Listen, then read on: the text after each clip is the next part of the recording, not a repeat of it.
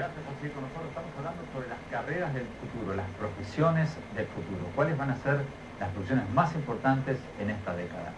Seguimos con la entrevista con el doctor Fernando Reimers, director del Centro de Educación Global de la Universidad de Harvard. Doctor Reimers, en América Latina, casi en todas las universidades, hay una enorme masa de estudiantes que están estudiando humanidades, abogacía, ciencias económicas, y poquísimos que están estudiando ingeniería o ciencias duras. En Estados Unidos, en China, en Singapur, en Asia, ¿está pasando lo mismo? En Estados Unidos hay una tendencia de parte de las universidades a prestar atención a las tendencias económicas en la sociedad, sociales, etcétera, y utilizar esa información para orientar los programas de estudio. En América Latina hay, aunque hay variación entre los países, un enorme deseo de la gente por asistir a la universidad. Y no hay suficientes plazas para satisfacer ese deseo. Y en respuesta a esa demanda insatisfecha, ha habido un enorme crecimiento de una oferta privada, en algunos casos públicos, la cual no tengo la impresión de que ha respondido a un análisis de mediano plazo sobre cuáles son los trabajos del futuro, cuáles son las carreras del futuro en la región y más aún en qué medida esas carreras están en sintonía con el espacio, las ventajas económicas que aspiran a tener los países en la economía global. Creo que hay excepciones. Creo que el Instituto Tecnológico de Monterrey, por ejemplo, en México, ha hecho ejercicios de planificación estratégica en diferentes estados del país, liderado por el rector del sistema, el rector Rafael Rangel, para tratar de identificar dónde están las ventajas comparativas en diferentes regiones de México y qué carreras se desprenden de eso y cómo preparar a la gente para esas carreras. Pero este tipo de planificación estratégica universitaria es excepcional en la región, no es la norma. Pero las grandes universidades estatales latinoamericanas lo están haciendo, porque la última vez que miré las cifras, en la Universidad de Buenos Aires, por ejemplo, había más de 3 veces más estudiantes de psicología que de ingeniería. En la UNAM de México también, muchos más estudiantes de filosofía que de muchas ciencias duras. Sí, las universidades muy establecidas y con mucha tradición a veces encuentran difícil implementar procesos ágiles que les permitan cambiar estrategias. Y por el contrario, es muy fácil seguir haciendo más de lo mismo. Entonces, si uno ha estado preparando abogados durante 100 años, hay un lobby interno en la universidad, hay un grupo de profesores cuya existencia depende de seguir formando abogados con independencia de que haya un mercado para contratar a esos abogados o no. Entonces, no tengo duda de que en algunas ciudades de América Latina y países, probablemente hay sectores profesionales en donde las universidades están produciendo egresados que no encuentran ocupación en el área para la cual han sido preparados. Y esto, en el caso de las universidades que siguen el modelo napoleónico, que es el caso de la mayor parte de las universidades tradicionales latinoamericanas, donde los estudiantes escogen una profesión muy temprano en su vida, a los 17 o los 18 años, y se preparan durante 4, 5 o 6 años para ejercer esa profesión en particular, es especialmente grave, porque las posibilidades de reciclaje se ven limitadas. Es muy difícil para alguien que ha sido formado, por incidir sobre el ejemplo, como abogado, reconvertirse en un ingeniero que trabaje en la industria de la genética, por ejemplo. Por otro lado, la otra implicación que se deriva de esto es la enorme importancia que tiene la asesoría, el aconsejamiento a los estudiantes de bachillerato para que hagan una buena decisión. La mayor parte de los estudiantes de bachillerato tienen que escoger con muy poca información a una edad muy temprana de su vida, a los 15, 16, 17 años, a qué carrera quieren dedicarse.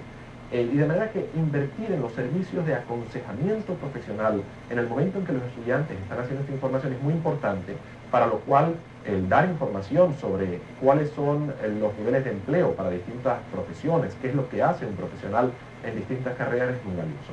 Y lo segundo que ciertamente tiene sentido es reorientar un poco esa formación de las carreras tradicionales, de los licenciados tradicionales, a un modelo que le permita a la gente un poquito más de flexibilidad, a un modelo donde una parte de esta formación sea lo suficientemente general, hay un ciclo básico que le permita a los estudiantes todavía tomar decisiones y hacer cambios en el caso de que lo estimen oportuno a medida que maduran un poco más, ¿no?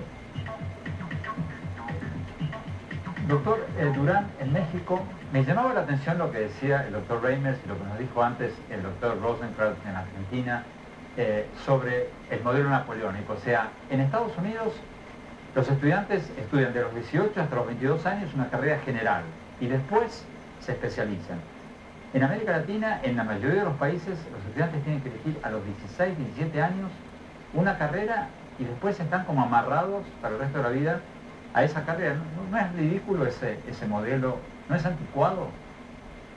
Efectivamente, Andrés, mira, una de las cosas que hemos buscado hacer nosotros en el Tecnológico de Monterrey es de que nuestras carreras de nivel subgraduado o carreras profesionales lleven un tronco común de educación general, para que eso les dé los fundamentos humanísticos, de ética, de cultura general, y posteriormente lleven a cabo su especialización ya propia de su carrera profesional que ellos seleccionaron.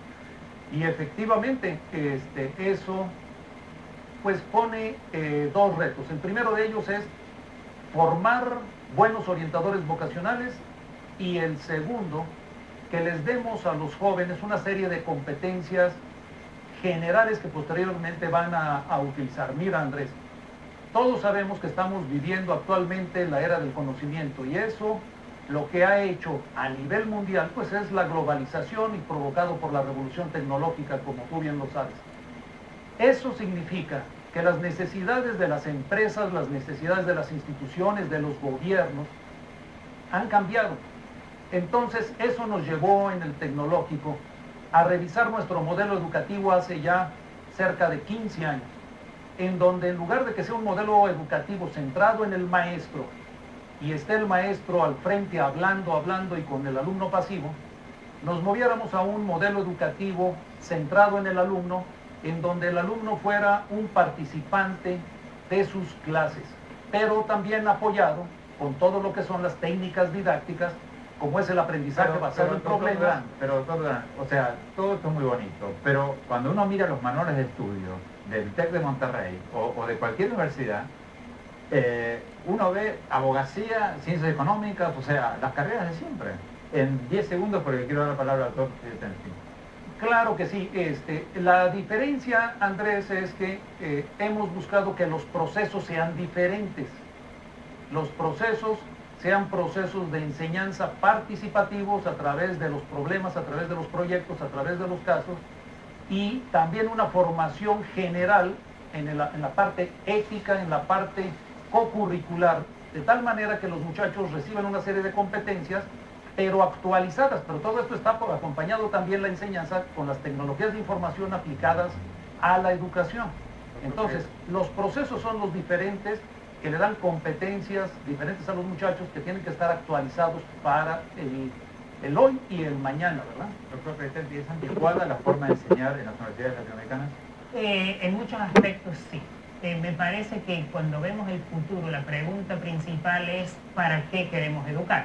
Queremos educar para el bienestar psicológico, social, físico, económico de la población. Ahora, tenemos que enfatizar 3 puntos en la educación del futuro. 1, tenemos que promover la educación de gente que pueda integrar los conocimientos que ya existen en muchos ámbitos, en biología, en ingeniería, gente que integre los conocimientos que ya existen. Gente que pueda trabajar con gente para crear las sinergias. Y últimamente, gente que conozca el contexto global. Te voy a dar 2 ejemplos que en la Escuela de Educación de la Universidad de Miami, 2 carreras nuevas. Una carrera se llama Desarrollo Humano y Social, especialmente para trabajar con grupos de gente y comunidades para identificar necesidades de bienestar y promoverlos. Eso a nivel de grado y a nivel de posgrado. Una nueva carrera en bienestar comunitario y cambio social. Doctora Vegas, en Washington, ¿es anticuado el sistema latinoamericano de tener